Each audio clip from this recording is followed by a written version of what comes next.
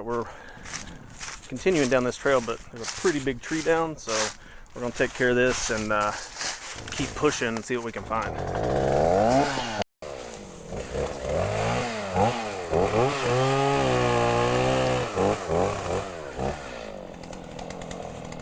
We got that area cleared out,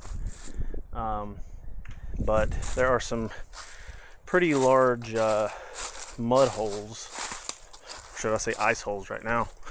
Ice holes. Down through here. So 2 of them are going to come through here, and I'm going to see if one of them gets stuck. Hopefully not.